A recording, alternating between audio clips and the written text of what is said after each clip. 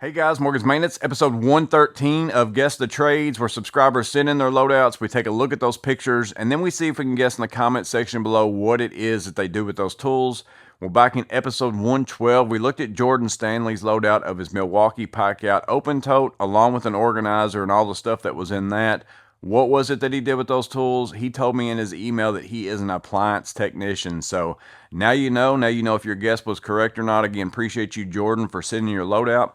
Well, today in episode 113, we're going to look at Ariel Sanchez. He sent in his MPMX. So that is the meter pouch from Veto. We don't look at a lot of pouches sometimes. A lot of times it's mostly bigger bags, medium-sized bags.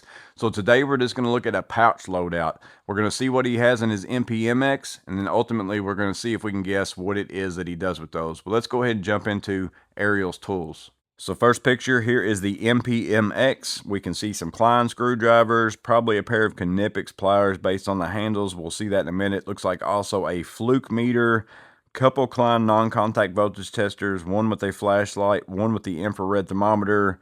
Looks like he's got the Amazon bit holders, Milwaukee Fastback, and a Warson light maybe over there to the side too. So we're already seeing a lot of it right here. It does look like maybe he's got a magnet or something down inside of his tape measure clip holder. Maybe we'll see exactly what that is. So next picture, it is a magnet. We can kind of see it up there at the top. So let me zoom in a little bit here and see if we can get in and see exactly what meters and stuff we're looking at. So he's got the T5 600 on his meter from Fluke. That's the one with a little bit of the field sense, or no, it doesn't have field sense. I was thinking that one did. So I guess you got to get up into the T6 to get the field sense. So that one's just a clamp meter, cobalt little, looks like maybe an electric screwdriver, possibly it takes batteries. And then he's got a Klein Scribe, the little small Klein pocket screwdriver. That's the one that actually has the end that slides up and down to kind of protect the bit from poking a hole in your pocket. I really like that one. It's pretty good. Then he's got the Klein ratcheting 15-in-1 maybe. Again, one of them takes the orange bits, one of them has black.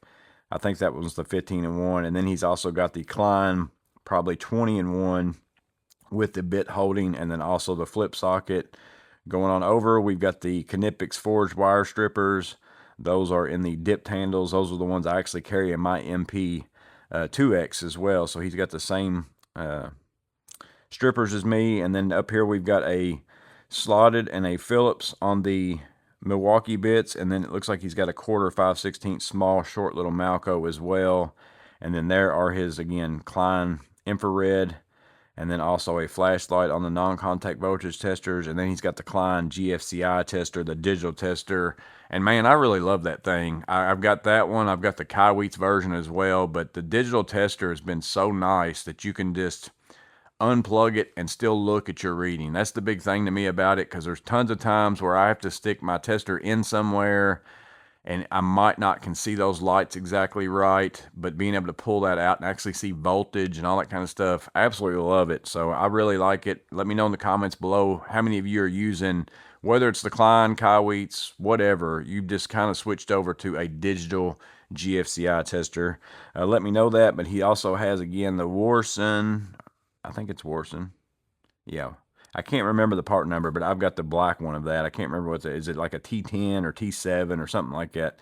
And then he's got the Milwaukee Fastback 1505 with the screwdriver bit in it. But next picture, just another view of the Warson light, kind of showing you that there is a light on the end and then also on the face. And then there, again, there's his 1505. Here's another view of that as well.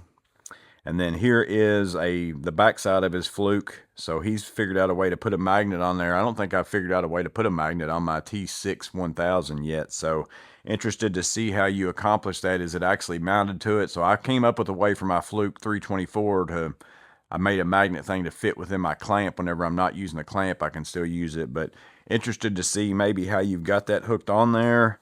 And then here he is using it on his van, so he's able to just clip it onto the side of his van as well. Of course, this meter also fits in that MPMX, if you remember the very first picture. But it's always nice, in my opinion, to have a meter that has a magnet on the back. That's why I've been so, wanting a field piece just for that specific reason. So I'm hoping that the new meter Evo pouches, I can kind of transition the meters that don't have magnets into those and kind of use that pouch most of the time. Of course, it's not going to help you in certain situations to be able to access like your fork or whatever. You're still going to have to take it out of that case. So it would be nice to just have a magnet on the back so you can easily transition between getting like an amp reading versus sticking it on something and using your leads and things like that. But he's got it clamped onto his van. Next picture is his name. So there's his name. So again, here is his Fluke meter. There is the backside with the magnet. Here is his couple pictures of his light in 1505. There is the overall, everything that's inside of his MPMX from Veto. And then here it is as far as loaded out. And you can again see that meter is fitting in that back pocket back there. It is a very big pocket, so he's got that there. But kind of a nice change of pace, looking at a small pouch with a small amount of tools instead of maybe a bigger bag with a big amount of tools, because I think a small pouch is a great benefit for a lot of people out there. Like if you've got a big bag, like a tech pack or something like that, I would highly recommend getting a small, like 90% bag, SPMC, TP4B, something along those lines. That's what I normally do, but I actually use my MP2X more often than anything else. It's really probably more so my 90% bag, even over the SPMC or whatever else it might be running.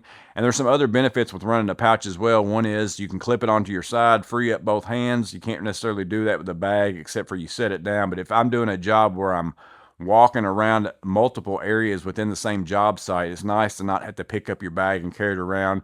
Then there's other times where the pouch isn't as great because you're laying down or whatever it might be, but the MP pouches have that kickstand, so they're kind of nice for that as well. So if you haven't thought about it, maybe you run a medium-sized bag and you're like, I just don't see the benefit of me getting just a little bit smaller bag. I might as well just carry my bag in.